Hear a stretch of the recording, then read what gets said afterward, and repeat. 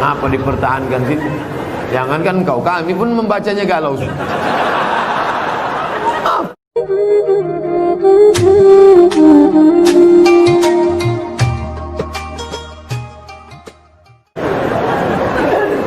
Saya selalu ketiduran tak dapat sholat subuh. Orang yang tak sholat subuh karena ketiduran, ada hadisnya. Man nama, siapa yang tidur walam yusalli, sampai tak sembahyang subuh, balas syaitanu fi uzuni, setan kencing di telinganya. Yang tadi tak sembahyang subuh, itu tertulis di sini, toilet setan. Makanya ceramah ini harus terus diamalkan. Balik dari sini, pergi ke toko jam di Tanjung Pinang, cari dia. Mbak, apa jam yang paling mantap di sini? Nah, ini satu. Tanya dia, ada tak jam yang bisa menyipak? Asal jam 5 menyipak dia, kalau pang. Sampai bangun subuh. Ibu-ibu yang membangunkan lakinya, rahimallahu mra'atan, Allah mencurahkan rahmat pada laki-laki, aiqadha ahlahu, yang membangunkan istrinya untuk sholat subuh. Bangun mama bangun. Bangun ibu. Tapi sekarang tak jelas lagi dunia ini, Ustaz. Entah siapa yang membangunkan, entah siapa yang dibangunkan. Ibu tu pula yang membawa air setimba. Bangun. Yang aslinya kalianlah laki-laki yang membangunkan perempuan. Tak satu dua perempuan mengadu melapor, Ustaz, kusangka dulu kalau nikah sama dia aku bahagia. Dia PNS golongan 4A, gajinya banyak, tunjangannya hebat, rumahnya besar, mobilnya mewah. Ternyata setelah nikah sama dia menderita, Ustaz, macam tidur sama babi hutan. Walaupun hidup 1000 tahun, kalau tak sembayang apa gunanya? Walaupun hidup 1000 tahun, kalau tak sembayang apa gunanya? Besok pagi masak sarapan, ibu nyanyikan lagu itu. Walaupun hidup 1000 tahun, sambil ngacau teh. Walaupun hidup. Kau nyindir aku ya? Lah, aku tak ada nyindir. Ini lagu Ustaz Somad semalam waktu di masjid.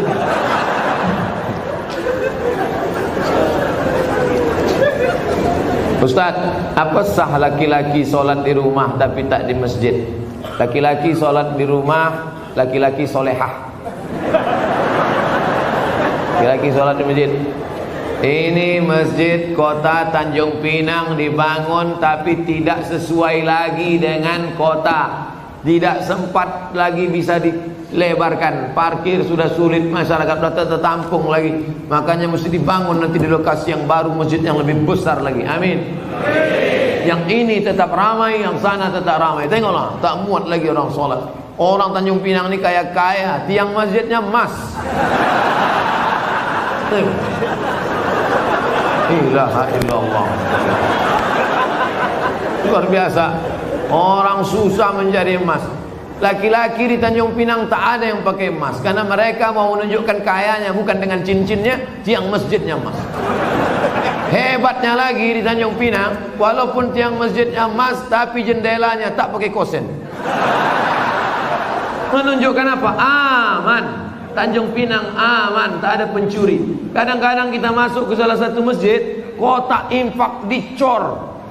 Kotak infak pakai rantai besi, pakai gembok. Di sini aman. Coba tengok masjid, lampunya pula macam lampu Masjid Nabawi. Luar biasa, hebat. Entah emas tak kuningan.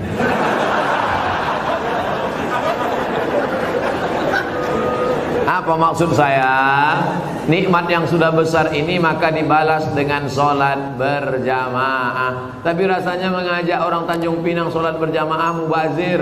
Karena sholat berjamaah di Tanjung Pinang, coba tengok, melimpah ruah sampai tak muat keluar-luar. Tengok, itu yang di luar-luar yang berdiri itu juga dapat pahala sholat berjamaah. Kalau sholat, enggak sholat mana mau dapat?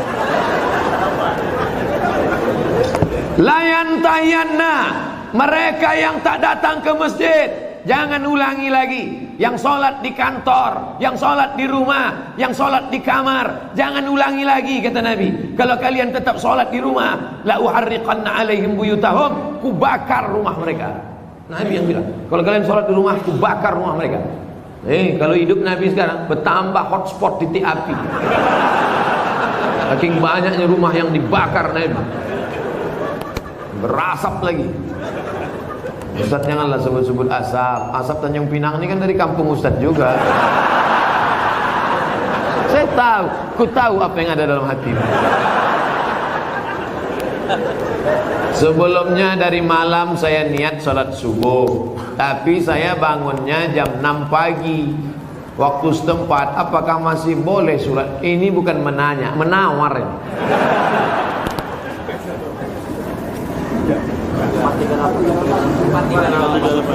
Subuh 4.38. Imsak subuh, zuhur, asar, maghrib, isya. Maghribnya jam, kalau maghribnya jam 6:04, kalau maghribnya jam 6:04, kurangi 15 menit. Begitu cara mengukur isyraq. Boleh sholat sunat isyraq itu 15 menit lewat syuruk. Syuruk matahari terbit.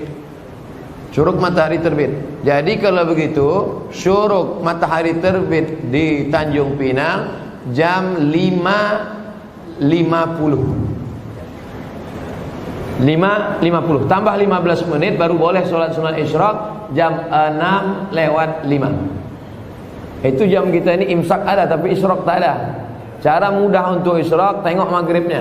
Jam berapa maghribnya, begitu boleh isyraq. Kalau maghribnya jam 6:04, maka boleh sholat sunat isyraq jam 6 subuh lewat 5. 15 menit sebelum itu subuh sudah habis. Maka di Tanjung Pinang untuk saat ini subuh sudah habis jam 5.50. Kawan nih bangun jam 6. Ini kencing toilet setan juga. Oleh sebab itu jangan sampai tak sholat subuh. Bangun sholat subuh walaupun lambat jam 5.30, ada waktu 20 menit lagi, jangan langsung sholat subuh, tapi qabliyah subuh. Karena qabliyah subuh khairum minad dunya wa ma fiha. Usolli sunnata subhi rak'ataini qabliyatan. Rakaat pertama qul ya ayyuhal kafirun. Rakaat kedua qul huwallahu ahad. Baru iqamat, baru sholat subuh. Jangan tinggalkan qabliyah subuh. Jangan tinggalkan qabliyah subuh walaupun terlambat. Apakah ambil zakat menunggu orang minta zakat atau mencari yang wajib zakat menerima zakat? Khuz, ambil. Ambil zakat, khuz, ambil. Bukan, hai orang beriman, berzakatlah. Yang mau zakat silakan, yang enggak mau enggak apa-apa. Bukan begitu bunyi ayatnya. Khuz, ambil. Makanya yang punya jabatan kekuasaan buatkan perda, peraturan daerah, bayar zakat. PNS, ASN, perusahaan, BUMN bayar zakat ke Basnas. Yang tak mau bayar zakat tekan materi 6.000, siap dipindahkan ke sejauh mata memandang. Bisa apa tak bisa? Sudah, kata Pak Wajib. Sudah diterapkan. Langsung zakat potong atas. Abdul Somad jadi tim sosialisasi zakat provinsi 5 tahun. Bayarlah zakat. Tak takut orang. Tak ada jabatan, tak ada kekuasaan. Tapi begitu bupati tanda tangan perda bayar zakat, langsung 10 miliar. Selama saya ceramah, yang paling besar zakatnya Aceh Barat, Meulabuh, 15 miliar kabupaten. 15 M. Pas saya ceramah sana, saya tak tahu. Saya pun ceramah di kampung saya di Riau ada kabupaten 10 miliar. Mereka senyum-senyum. Pas makan, berapa tadi Ustaz? 10 saya bilang. Kami 15 kata. Dalam hati saya Abdul Somad akan datang kalau mau ceramah tanya dulu. Pastikan kita lebih besar. Maka saya ingat betul itu. Mau labuh itu 15 M dulu 4 tahun yang lalu. Sekarang lebih besar lagi. Bagaimana cara menegur khotib yang lupa rukun khutbah? Kasih tahu, Pak Khotib lupa rukun khutbah 5. Semua laki-laki di sini wajib bisa khutbah. Karena mana tahu nanti pergi ke pulau, kebetulan ditugaskan Pak Wali pergi ke pulau. Sampai di pulau ada sholat Jumat. Apa kata pengurus masjid? Hari ini Jumat tidak jadi karena nggak ada khotib. Karena khotib mencret, karena khotib demam. Maka PNS yang datang tadi berdiri, saya bisa jadi khotib. 5 rukun khutbah. Naik ke atas mimbar, alhamdulillah wassalatu wassalamu ala rasulillah, ya ayyuhalladzina amanu taqullah, usikum wa nafsi bitaqwallah, Allahumma fil lil muslimina wal muslimat. Duduk. Habis itu tegak lagi, alhamdulillah, Allahumma salli ala sayyidina Muhammad, ya ayyuhalladzina amanu taqullah, usikum wa nafsi bitaqwallah, Allahumma fil muslimina wal muslimat. Dah, komat. Rukun khutbah cuma 5. Alhamdulillah, solawat, ayat, wasiat takwa, doa. Alhamdulillah, solawat, ayat, wasiat takwa, doa. Selesai sholat, Bapak dari mana? PNS Tanjung Pinang. Kok pendek kali rukunnya? Aku masih syukur bisa, kau tak bisa lagi.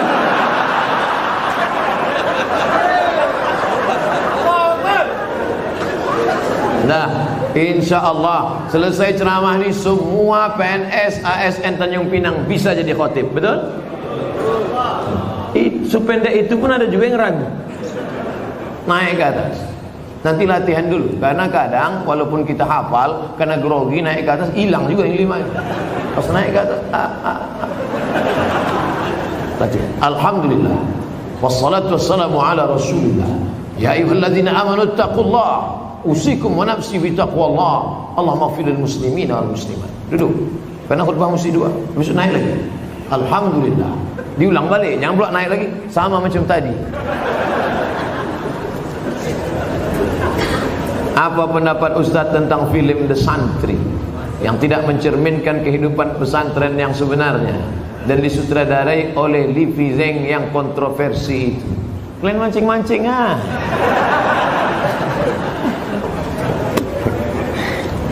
Udah banyak komentar dah. Ikuti aja yang udah ada tuh. Saya yang beban lama aja belum selesai lagi.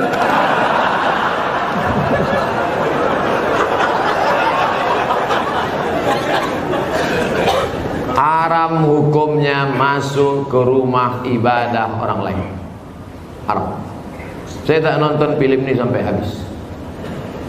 Baru menengok trailernya.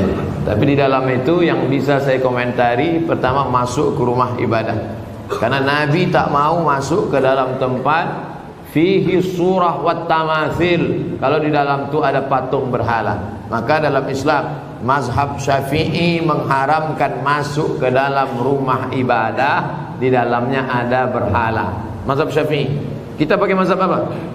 Mazhab Syafi'i. 2. Tentang masalah laki-laki perempuan berdua-duaan tak mahram. Anak panah. La yakhluwanna rajulun ma'amra'atin illa ma'adhi mahramin. Oleh sebab itu maka kita jaga anak cucu kita dari perbuatan-perbuatan maksiat. Bahwa ada misi-misi sesuatu di balik ini semua, wallahu a'lam bishawab. Kita akan diminta tanggung jawab di hadapan Allah Subhanahu wa taala. Islam tak perlu diajari bagaimana berinteraksi sosial dengan saudara kita non muslim, karena kita sudah lama bertetangga, apalagi orang Tanjung Pinang. Seandainya orang Tanjung Pinang ini ekstrim, tak akan ada orang Tionghoa di Tanjung Pinang, betul? Kita semuanya bisa menerima, siapapun yang datang semua bertetangga, berkawan, bersahabat. Tapi kalau sudah dalam masalah ibadah, ritual, tak ada tawar menawar. Wala ana abidum ma'abatum wala antum abiduna ma'abud lakum dinukum. Ini sekarang banyak yang tak bisa membedakan kebablasan, tak bisa membedakan mana toleransi, mana tolerasin. Harus bisa dibedakan. Jangan karena toleransi mengorbankan keyakinan akidah anak-anak kita. Nauzubillah. Dan orang-orang yang pernah di pesantren pun ketika menonton itu, ini bukan anak pesantren. Anak pesantren tak begitu.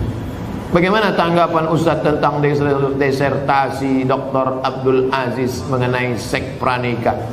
Ini tulisan seorang bernama Sahrur. Siapa namanya? Sahrur, bukan Pak Sahrul. Pak Sahrul Pak wali kita. Seorang laki-laki namanya Sahrur. Sahrur artinya burung. Nama jenis burung, hitam warnanya. Itu nama dia, orang Suriah. Sahrur ini kuliahnya di Moskow. Aliran pemikirannya kiri. Apa itu maknanya kalau kiri? Komunis. Sahrur ini komunis. Sekolahnya di Moskow. Pulang dia dari Moskow, dibacanya Quran, dilepaskannya dari asbabun nuzul, dilepaskannya dari nasikh mansukh, dilepaskannya dari tafsir bil ma'thur, ditafsirkannya dengan pakai otak dia sendiri, dipakainya dengan ilmu bahasa. Pendekatannya dia selalu pakai bahasa. Makanya menurut Sahrur, aurat yang wajib ditutupi itu hanya yang berkerut-kerut saja, yaitu payudara dan kemaluan. Itu saja yang wajib ditutup, yang lain boleh dibuka. Sahrur ini sudah lama kontroversi. Tahun 90 dia sudah mengeluarkan buku itu, namanya Alkitab wal Quran. Cuman baru sekarang dipopulerkan, ditulis, dibawa ke kampus, lalu disidangkan, dan pada akhirnya menjadi kehebohan. Ingat, ada ilmu, tapi ada yang lebih tinggi daripada ilmu, adalah akhlak. Mana akhlak kita di hadapan manusia dan di hadapan Allah Subhanahu wa taala. Hai para cendekiawan, jaga akhlak, karena keilmuan kita akan dituntut di hadapan Allah. Kira-kira apa efeknya? Mengeluarkan disertasi bahwa hubungan laki-laki perempuan, suka sama suka, tidak dianggap sebagai zina. Kira-kira apa efek positifnya terhadap umat? Tak ada. Semua agama di dunia ini mengharamkan zina. Agama apapun. Tanyalah kawan-kawan kita yang Tionghoa, Konghucu, tanya saudara-saudara kita yang Kristen, Katolik, tanya sama dia, apakah dibenarkan? Tidak. Tak ada satupun yang melegalisasi perbuatan zina. Na'udzubillah. Apa boleh ketika halangan saya tetap menjaga wudhu dan zikir yang biasa saya? Perempuan yang berhalangan boleh berwudhu, perempuan yang berhalangan boleh tetap berzikir. Yang tak boleh baca Quran, tak boleh baca Quran, tak boleh pegang Quran, tak boleh i'tikaf di masjid, tak boleh tawaf, tak boleh sholat, tak boleh puasa. Adapun berzikir tetap. Baca Quran yang ayat fungsinya sebagai doa boleh. Mana itu ayat sebagai doa? Naik kendaraan, subhanalladzi sakhkhara lana hadza wa ma kunna lahu muqrinin. Itu adalah ayat Quran, tapi fungsinya waktu naik kendaraan sebagai doa. Rabbana atina fid dunya, itu doa, tapi dalam ayat Quran maka fungsinya sebagai doa boleh. Apa hukum orang suka membid'ah-bid'ahkan orang lain, sementara perilakunya tidak memberikan contoh? Tak dikasihnya contoh bid'ahnya apa? Ada orang baca Yasin lalu dibid'ah. Kalian jangan baca Yasin lagi. Baca Yasin ini bid'ah. Jadi kalau ada orang membid'ahkan kami baca Yasin, cuman apa Ustaz? Baca aja terus sampai dia capek. Dua kemungkinan. Kalau dia capek, kita terus. Kalau kita capek, dia terus. Sekarang saya mau tanya, kalau ada orang membid'ahkan Bapak Ibu Yasinan, Bapak mau terus atau berhenti? Teruslah, nanti lama-lama dia capek. Kenapa tak kau bid'ahkan lagi orang Tanjung Pinang baca Yasin? Capek aku dah aku suruh tak juga berhenti. Yasin itu Quran apa tak Quran? Quran. Membaca Quran apa hukumnya? Wajib baca Quran. Kenapa cuma Yasin yang dibacanya? Yang lain dibacanya juga. Cuman Yasinnya ada keutamaan tersendiri. La tuqra'u fi amrin asirin illa yassarahu Allah. Kalau dibacakan pada perkara yang sulit maka dimudahkan Allah. Sulit punya anak, baca Yasin. Sulit mau jumpa jodoh, baca Yasin. Sulit mengatasi masalah, baca Yasin. Sulit sakratul maut, baca Yasin. Makanya kalau ada orang sakratul maut, bacakan Yasin. Dua gendang ya. Kalau tak sehat mati. Kadang laki-laki ini banyak marah sama bininya. Apa kau nih baca-baca Yasin aja? Bang, aku baca ini persiapan untuk abang juga. Nanti kalau bapak tu agak-agak demam sikit aja, Yasin. Insya Allah bang, dua gendang ini bang. Kalau tak sehat abang gul. Pak Ustaz Abdul Somad mohon doakan putra kami Empatli bangsawan diterima di sekolah kedinasan Akmil Akademi Militer. Di akhir majlis kita doa. Ibunya, bapaknya tiap malam baca Yasin. Selesai baca Yasin, ya Allah, berkat kemuliaan surat Yasin ini diterimalah anakku hendaknya. Baca Yasin, habis baca Yasin. Dari mana dalilnya ini bisa kami tengok? Baca tafsir Ibnu Katsir. La muqaddimah surat Yasin, tafsir Ibnu Katsir. La tuqra'u fi amrin asirin illa yassarahullah. Kalau dibacakan pada perkara yang sulit, susah, dimudahkan Allah. Saya kuliah sudah 4 tahun, tapi masih semester 4. Harusnya sudah semester 8. Saya tak bisa lanjut karena kampus saya tak lengkap peralatannya. Oh, bukan salah dia. Oke, jangan mudah kita suuzon. Harusnya di semester 5 ini saya ujian dan praktek. Saya galau Pak Ustadz, umur sudah 25 tahun. Kapan lagi saya mau menyenangkan keluarga dan menjadi mandiri? Mohon bimbingannya Pak Ustadz. Pindah aja kampus lain. Apa dipertahankan sih? Jangankan kau, kami pun membacanya galau. Apa 4 tahun? Pindah kampus lain. Banyak universitas berserak-serak di Kepulauan Riau. Susah dipertahankan situ. Yang perlu dipertahankan itu sehidup semati denganmu, Mas. Itu kalau nikah. Kalau sama kampus apa pula sehidup semati? Biar kampus itu mati. Ketika sholat subuh saya lupa baca kunut. Setelah salam saya baru teringat. Apa yang perlu saya lakukan Pak Ustaz? Sujud sahwi kalau engkau mazhabnya Syafi'i. Sami Allahu liman hamidah. Allahu Akbar. Takkan bangkit lagi ke atas. Terus saja sujud. Rabbi fili warhamni wajburni warfa'ni warzuqni wahdini wa'afini wa'afani. Allahu Akbar. Subhana rabbil a'la bihamdi. Allahu Akbar. At-tahiyatul barakatuh salawatu. Sebelum salam sujud. Allahu Akbar. Subhana man la yanamu wa la yashu. Maha suci Allah yang tak tidur, yang tak lupa. Allahu Akbar. Duduk lagi. Sujud lagi. Sujud 2 kali. Allahu Akbar. Subhana man la yanamu wa la yashu. Allahu Akbar. Baru salam. Assalamualaikum warahmatullah. Begitu juga jadi imam. Imam lupa doa kunut dalam mazhab Syafi'i, sujud sahwi. Kalau imam sujud sahwi, saya ikut tak apa? Ikut.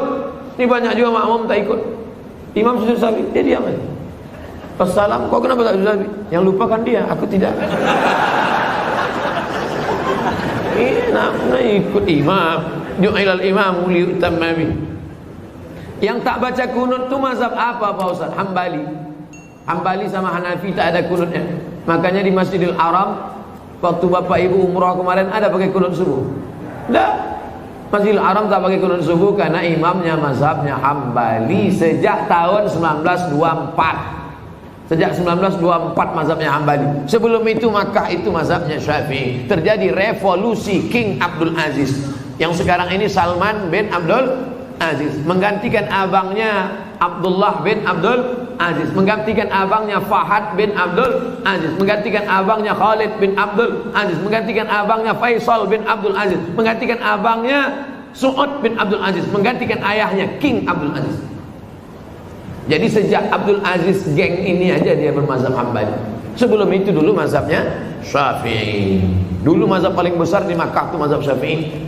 Nama orang yang terakhir menjadi penguasa Makkah keturunan Nabi Muhammad namanya Syarif Aunur Rafiq.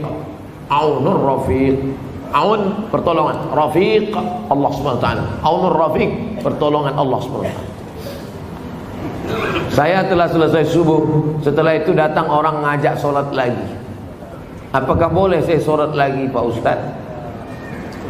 Ngajak-ngajak makan lah. Ngajak sholat. Kata orang sekarang, kalau ngajak-ngajak makan lah, apa pula ngajak sholat? Apakah ada tradisi zaman sahabat Nabi ngajak sholat? Ada. Hadisnya sahih. Nabi sholat di masjid. Selesai Nabi sholat di masjid, Nabi pulang. Sahabat tadi tak pulang, dia tetap di masjid. Lalu kemudian ketika dia sedang duduk, datang orang kampungnya terlambat sholat. Kata orang kampungnya, kami ingin sholat lagi tapi ingin ngambil berkah kau jadi imam. Maka dia jadi imam, diulangnya sholat sekali lagi. Apa pelajaran dari sini? 3. Pertama, bahwa kita boleh sholat 2 kali. Sholat pertama menggugurkan kewajiban. Sholat yang kedua mencari fadilah, keutamaan. 2. Bahwa imam boleh sholat sunat, makmumnya sholat karena dia yang pertama tadi sholat wajib. Yang kedua itu sholat dia terhitung sholat mencari fadilah, sunat. Sedangkan makmumnya sholat wajib. Itulah dalil dalam mazhab Syafi'i. Boleh imamnya sholat sunat, makmumnya sholat wajib. Masuk kita ke masjid, ada nampak orang solat, kita tepuk bahunya, kita pun solat. Selepas solat salam, Assalamualaikum warahmatullahi wabarakatuh. Mohon maaf ya dek, tadi saya solat tahiyatul masjid gitu. Gak apa-apa pak, karena saya di belakang itu solat wajib. Karena dalam hadis boleh imamnya solat sunat, makmumnya solat wajib menurut mazhab Syafi'i. Yang ketiga, mengajak orang berbuat baik. Wa ta'awanu 'alal birri wat taqwa. Bagaimana hukumnya? Oh, ini sudah tadi. Nah, ini yang tiga ini sudah tadi. Di akhir majelis mari kita sama-sama berdoa kepada Allah Subhanahu wa taala, mudah-mudahan kita istiqamah dan mati dalam keadaan husnul khatimah. Selama bekerja sebagai PNS ini dijadikan Allah segala amal kita ini bernilai ibadah.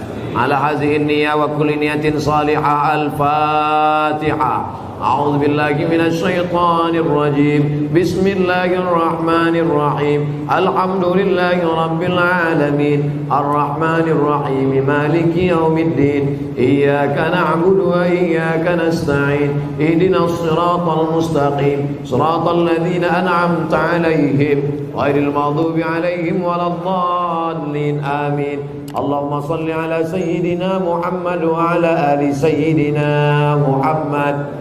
Allahumma inna natawassalu ilaika bijahi nabiyika Muhammad sallallahu alaihi wasallam bisirril Fatihah. Kami bertawassul kepada Engkau ya Allah dengan kemuliaan surat Al-Fatihah, dengan kemuliaan Nabi Muhammad sallallahu alaihi wasallam. Anta ja'al hadzal balada baladan aminan mutmainnan ya'ti rizquhu min kulli makan. Jadikan Tanjung Pinang negeri yang aman, damai, terbuka pintu rezeki dari laut dan daratan ya Allah. Allahumma in kana rizquna fis sama' fa'anzilhu. Kalau rezeki kami masih tergantung di langit, turunkan ke Tanjung Pinang ya Allah. Wa in kana fil ardi fa'akhrijhu. Kalau masih tertanam dalam tanah, keluarkan ke hadapan kami ya Allah. Wa in kana ba'idan faqarribhu. Kalau dia masih jauh, maka dekatkan ke kampung halaman kami ya Allah. Allahumma ja'alil a'malana ibadatan lana. Jadikan aktivitas kami masuk kantor, bekerja setiap hari itu bernilai ibadah, ikhlas karena Engkau ya Allah. Allahumma waffiqna lima tuhibbuhu wa tardah. Tanamkan taufik hidayahmu ke dalam hati kami, pemimpin-pemimpin kami, sehingga kami dapat beramal dengan amal Kau cintai dan Kau ridhai ya Allah. Allahumma khtim lana bi husnil khatimah. Tutup umur kami dengan husnul khatimah. Wa la taqtim alaina bi su'il khatimah. Jangan tutup dengan su'ul khatimah. Allahumma waffiqna lima tuhibbuhu wa tardah wa taj'al abna'ana wa banatina min huffazil Qur'an wal hafizat. Jadikan anak-anak kami di Tanjung Pinang ini menjadi anak-anak berbakti dan para penghafal Al-Qur'an.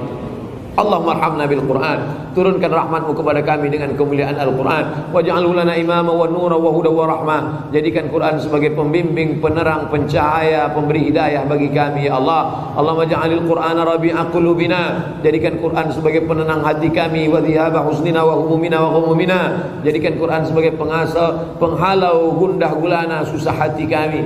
Allahumma inna nas'aluka salamatan fid din. Beri kami keselamatan dalam agama kami, wa afiatan fil jasad, sehatkan badan kami, wa ziyadatan fil ilmi, tambahkan ilmu kami, wa barakatan fil rizqi, berkahi rezeki kami, wa taubatan qablal maut, beri kami taubat sebelum mati, wa rahmatan indal maut, berikan rahmat ketika mati, wa maghfiratan ba'dal maut, berikan ampunan sesudah mati. Allahumma hawwin alaina fi sakaratil maut, ringankan kami waktu sakaratul maut ya Allah. Wan najata minan nar, selamatkan dari api neraka. Wal afwa indal hisab, maafkan segala amal kami ketika nanti kami dihisab di hadapan-Mu ya Allah. Allahumma ansurna 'alal qawmil kafirin, tolong kami menghadapi orang kafir. Wansurna 'alal qawmiz zalimin, bantu kami menghadapi orang zalim. Wansurna 'alal qawmil munafiqin, tolong kami menghadapi orang-orang munafik ya Allah. Ya muqallibal qulub, Engkau yang membolak-balikkan hati, sabit qulubana, kokohkan hati kami ala dinik dalam agamamu, wa ala ta'atik dalam ketaatan kepadamu.